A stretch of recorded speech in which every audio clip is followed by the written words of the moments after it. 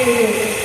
किसी नेता ने नहीं सोचा था कि हम जनता के लिए क्या बनाए, वो स्वयं अपने लिए बनाया करते थे और बना रहे हैं। लेकिन हमारे श्री प्रशांत जी ने आपके लिए सोचा है और जन सुराज इनाम दिया है। जन सुराज का मतलब है जनता का सुंदर राज। ये आपका राज है, न कोई मंत्री का राज है, न कोई नेता का राज है, ये स्वयं आपका राज है। आज 2025 में जो चुनाव होने वाला है उसके प्रति आपको सावधानियां बरतनी है, आपको जागरूक होना होगा, क्योंकि आज हमारे श्री प्रशांत जी जगाने का काम किया है। हर गांव में जाके, हर बस्ती में जाके उन्होंने पैदल यात्रा किया है। इस कीचड़ में भी उन्होंने चला है।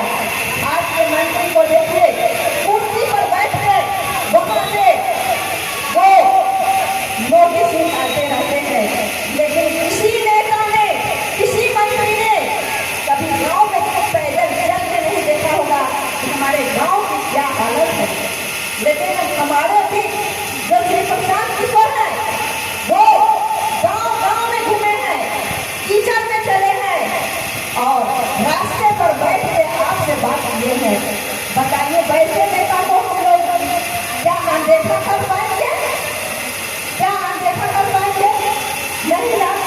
तो आज हमारे भी उन्होंने श्री प्रशांत किशोर जी ने 5 मुद्दे लिए हैं और 5 मुद्दे में पहला मुद्दा है युवाओं के लिए, जो बड़ी परेशानियों से वो जाते हैं कमाने के लिए दूसरे देश में। आज उन्होंने कहा कि जब